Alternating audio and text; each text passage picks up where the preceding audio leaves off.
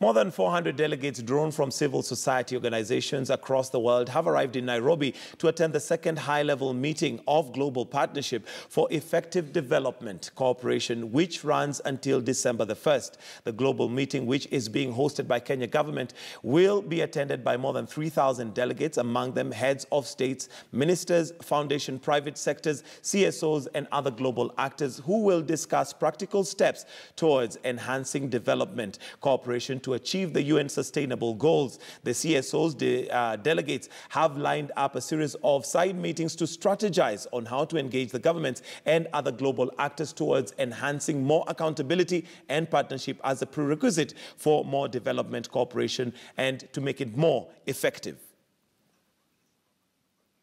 We now would like to focus on that, and I have two ladies to have that discussion with me. And my immediate left, we have Ms. Catherine Nyambura, who's a Women's Deliver Global Organization. Good morning, and thank you for joining us. We also have Ms. Memory Kachwamba, who's Head of Programs Femnet. Good morning, and thank you for joining us.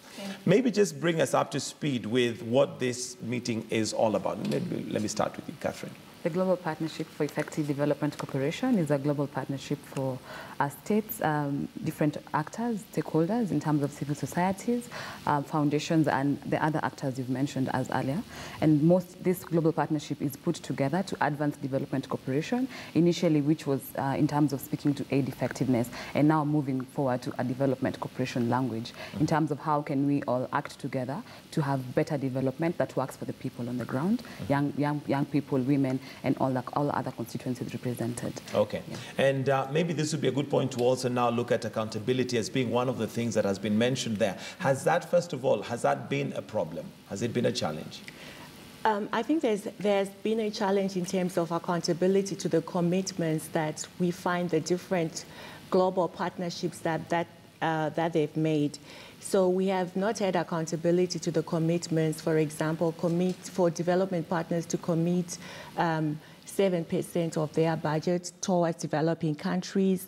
Our own governments across Africa have also not committed, particularly towards budget commitment to gender equality, to women's rights issues, to issues to do with youth, to issues to do with also girls. So accountability and transparency, even on the use of the funds, has not really been it has been a major challenge. It has been a challenge. Yes. And why one would imagine that when there's funding that's coming through, accountability and transparency would be one of the prerequisites, like a requirement. Why has that been lacking so far? I think in terms of just to earlier on add on to the global partnership and what it means, the anchoring of it is on 4 principles. One of them is democratic ownership, in terms of all the actors having that space to own the agenda. And secondly, in terms of focusing on results, and results including the entire agenda of what results mean, not just the numbers, but how those results revolutionize the power relations between the actors, in terms of not having hierarchies between civil society and government, which for the most times is difficult access in that regard. And this partnership is unique in that civil society also have a seat at the table, and they're able to negotiate as equal partners.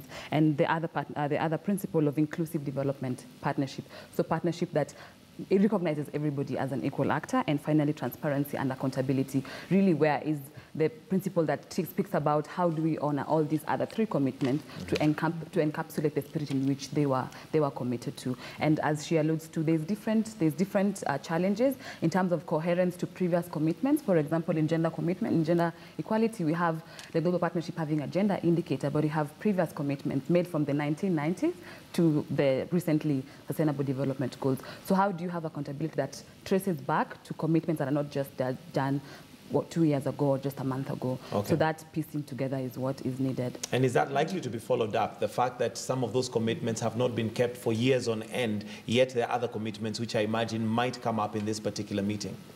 I think this is what this meeting is really about. So it's bringing together all the other commitments, and in particular, framing it within the Sustainable Agenda 2030 on Sustainable Development Goals. So within Agenda 2030, Goal 17 is on partnership. So we're trying to see how can we get all those commitments which were made, how do we bring it together, how do we join the dots, how do we also start demanding accountability in terms of, and accountability is both both ways. So accountability, state accountability also as non-state actors and the different partnerships. So everyone has a part to play. And we're also talking about the leave no one behind principle, which came out from Mexico. I mean, there have been different processes from Paris, from Ghana, high level, Busan. So there have been a lot of processes. So we're bringing them together and we're saying within the context of sustainable development goals, within the Agenda 2030, how do we build on to those commitments and make sure that if there's effective development. So with effective development, it's saying everyone has a part to play, everyone has a part to commit, and everyone should commit to the different declarations that have been made. Okay. So all that is captured. All that is captured. Yeah. How is this going to be done differently and reflecting and seeing that some of these commitments have not been kept so far, and not just the transparency, but even just timelines, for example? I'm not sure that they've all been kept. What's going to be done different so that those timelines are kept and the commitments generally are adhered to? One of the most critical things that most civil societies are calling for is in terms of focusing on results and having clear guidelines and deadlines to how those commitments will be followed up. And to this end, we look forward to an outcome document that has that kind of structure, looking, for example, in the monitoring framework, which has been put together. So states are putting together progress reports, and that report to that effect will have a deadline and a timeline within which to be followed up on. And also coming back to the issue of inclusivity, we see constituencies that are now starting to speak of having like young people who have not been recognized as a constituency or having a space in the partnership, you know. So one of these things that the meeting will be discussing is how do you also bring such constituencies as partners on board within the global partnership. So I am hopeful in terms of having a space where this will be more actualized, because to speak of the people like us who are saying that we want accountability, we are confident that we have a civil society representative in the negotiation. So it's not a matter of really rallying from outside, but also speaking from within. So to that effect, it means you're able to influence and provide guidelines where needed. Okay. Are there any penalties should one not adhere to the timelines, or the whatever rules and guidelines are going to be put in place?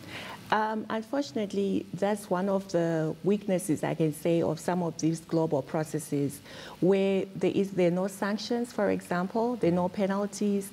So we really work on goodwill, on political will, that if you are to commit to these agreements, then you must deliver in terms of your commitments. So there might not be that, but there is the pressure. I mean, we do have a starting point where we do have the outcomes of the processes that would have happened. So that would be sort of what we can say, our standpoint, our foundation, to then say, you committed to these, can you then account and can you deliver on this specific?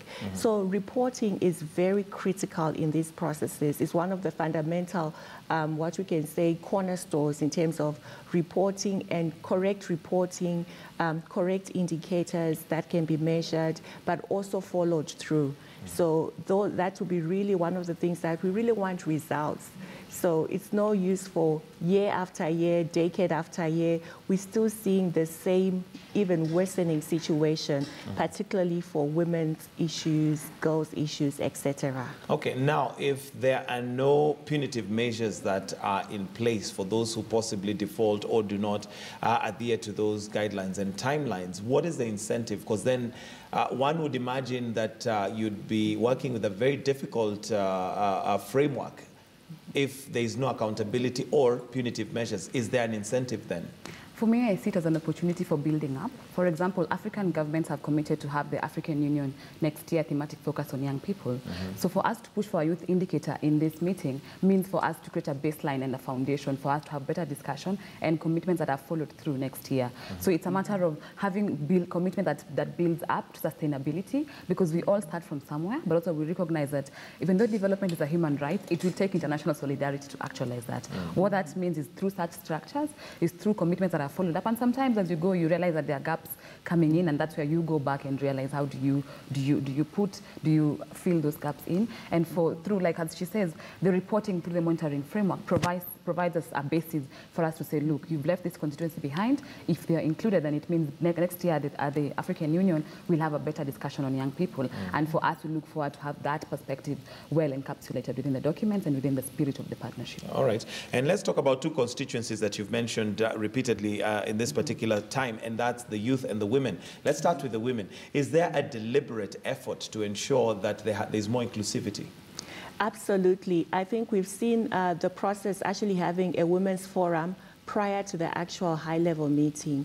So yesterday we had the Women's Forum meeting, which was opened by the Cabinet Secretary for Gender and Youth for Kenya, and it has seen a lot of interest groups from across the globe who've come. They've actually have a statement in terms of what they want. So the mantra for women is nothing for us without us.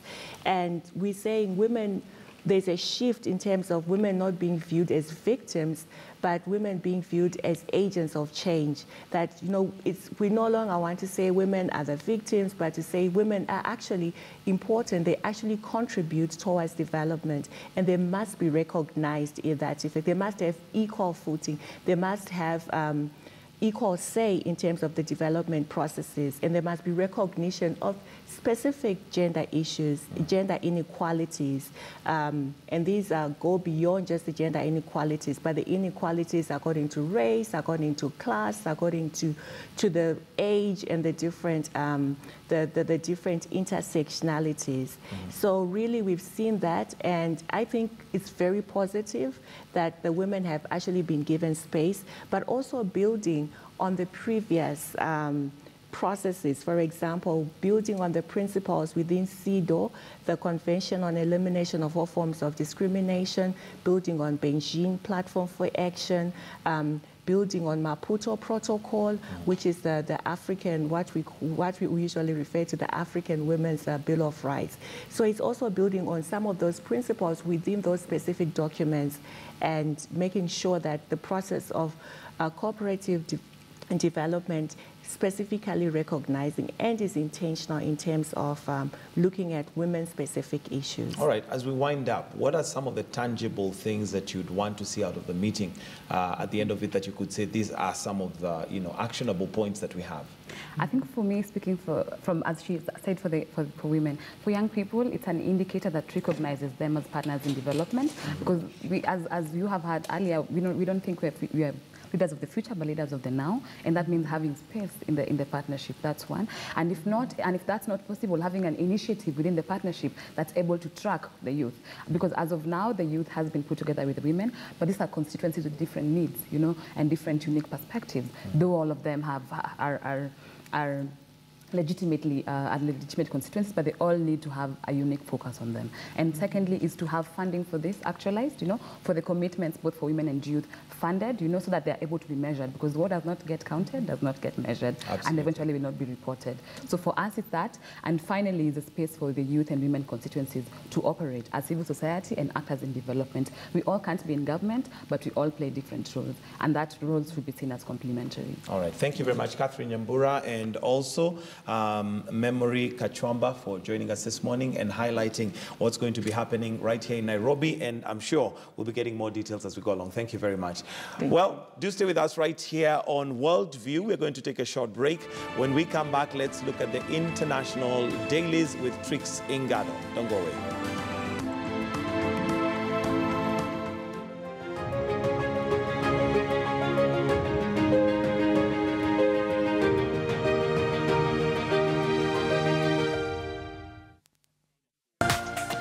This is KTN News.